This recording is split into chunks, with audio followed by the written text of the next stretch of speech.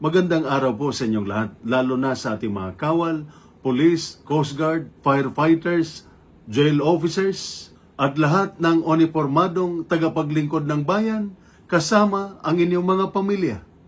Ako po si Father Dion, isang paring katoliko ng Military Ordinariate of the Philippines at isang kapilyan na hukbong katihan ng Pilipinas. At ito po ang salita ng Diyos, ang ating gabay. Ngayon po ay Sunday, January 4, 2026 at ginugunita po natin ang kapistahan ng Epifania. Ang Epiphany ay kapistahan ng mga taong patuloy na naglilingkod kahit pagod na para sa mga nakabantay habang ang iba ay nagpapahinga, para sa mga umaalis sa tahanan upang protektahan ang bayan, at para sa mga pamilyang naghihintay, nagdarasal at umaasang ligtas ang kanilang mahal sa buhay. Ipinapaalala ng Epifania ang isang mahalagang katotohanan para sa buhay militar at uniformadong serbisyo. Hindi hinihintay ng Diyos na matapos ang misyon bago siya magpakita. Kasama siya sa gitna ng tungkulin. Dumarating ang Diyos hindi lamang kapag tahimik ang buhay, kundi lalo na kapag mabigat ang responsibilidad. Sa ating unang pagbasa mula sa aklat ni Propeta Isaias, chapter 60, verses 1 to 6, sinabi ni Propeta Isaias, "Tumindig ka at magliwanag, sapagkat dumating na ang iyong liwanag." Ang mga taong kinakausap ni Propeta Isaias ay mga taong pagod na, katulad ng marami sa atin. May pagod sa katawan, may bigat sa isip, may tahimik na pangamba sa puso. At gayon man, sinasabi ng Diyos, tumindig ka. Hindi dahil wala na ang panganib, hindi dahil madali na ang sitwasyon, kundi dahil narito na ang Diyos. Sa buhay ng uniformadong serbisyo, madalas iniisip natin, kakayanin ko ito kapag tapos na ang problema.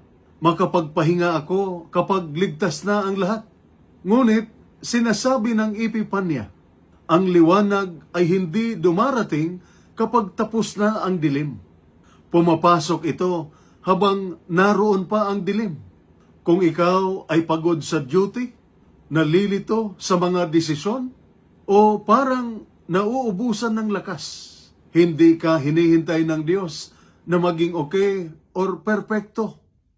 Naroon siya, nagbibigay ng lakas para sa susunod na hakbang. Sa ating ikalawang pagbasa, mula sa sulat ni San Pablo sa mga taga-Efeso, chapter 3, verses 2 to 6, sinabi ni San Pablo na ang mga hintil ay kasamang tagapagmana.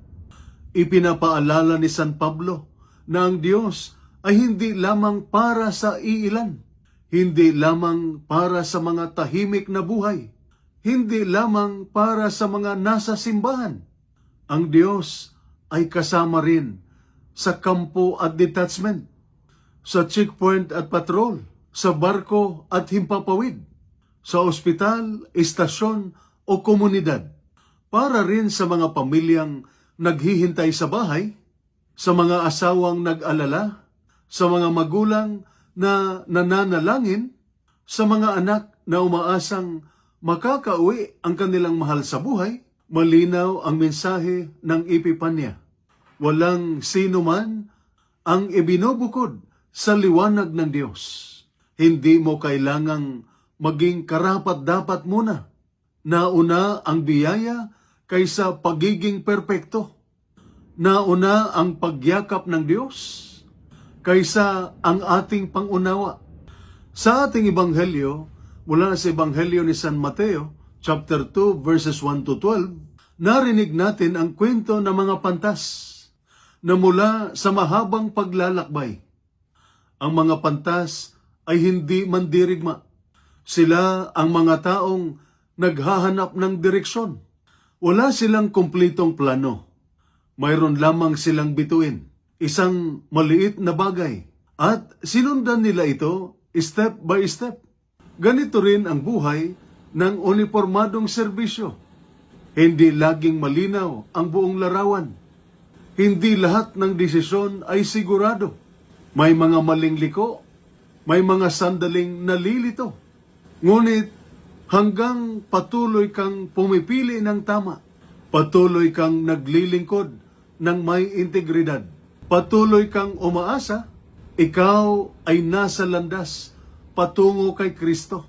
At saan natagpuan ng mga pantas si Jesus?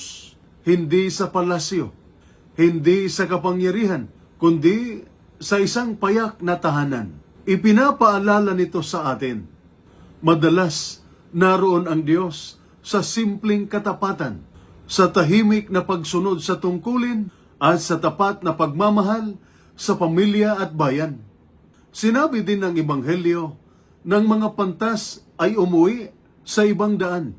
Pagkatapos makatagpo si Kristo, nagbago ang direksyon ng kanilang buhay.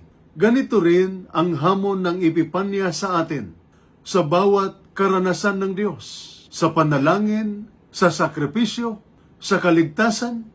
Handa ba tayong magbago ng landas? Hindi agad, hindi perpekto, ngunit unti-unti, araw-araw, sa paraan ng ating paglilingkod. Mga kapatid sa serbisyo, ang Epipanya ay hindi lamang kwento ng isang bituin noon.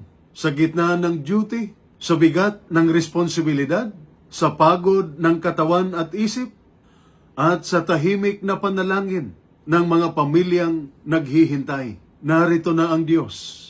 Narito na ang liwanag. Susundan ba natin ito kahit step by step? Ito po ang salita ng Diyos, ang ating gabay. Manalangin tayo. Panginoong Diyos, liwanagan mo ang aming isipan at patibayin ang aming loob.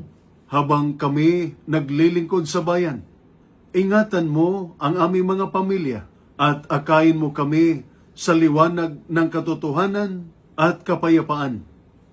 Sa bawat hakbang ng aming tungkulin, sa pamamagitan ni Kristo na aming Panginoon. Amen. At sumainyo at sa inyong pamilya ang pagpapala na makapangyarihang Diyos, Ama, Anak, at Espiritu Santo. Amen. San Miguel Arcangel, ipagtanggol mo kami. Amen.